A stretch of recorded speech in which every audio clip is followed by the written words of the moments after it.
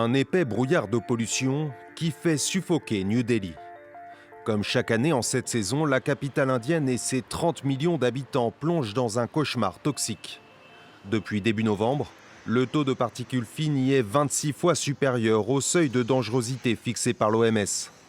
En cause, les émissions du trafic routier, des industries, des chantiers de construction ou encore des brûlis agricoles. La semaine dernière, ces manifestants réclamaient des mesures pour lutter contre la pollution de l'air avant d'être dispersés par la police. L'air que nous respirons est si pollué qu'il est impossible de vivre ici. Si nous ne prenons pas la parole maintenant, quand le ferons-nous ?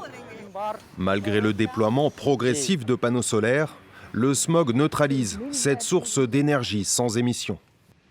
Il n'y a quasiment pas de rayonnement solaire aujourd'hui. Cela engendre une perte de 60 à 70% de capacité énergétique, peut-être même plus.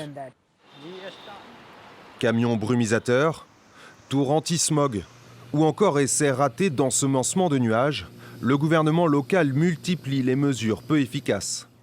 Et malgré la crise sanitaire causée par la pollution de l'air à l'origine de 17 000 morts par an à New Delhi selon une étude de l'Université de Chicago, les autorités indiennes nient le problème. Le gouvernement actuel ainsi que le précédent ont toujours laissé se développer la pollution avant de tenter de la réduire dans un second temps.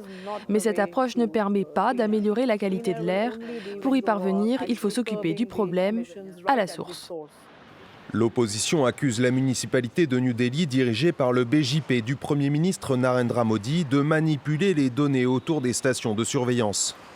Au lendemain de la fête de Diwali et ses feux d'artifice facteurs de davantage de pollution atmosphérique, plus des 2 tiers des enregistreurs de qualité de l'air de la capitale sont tombés en panne.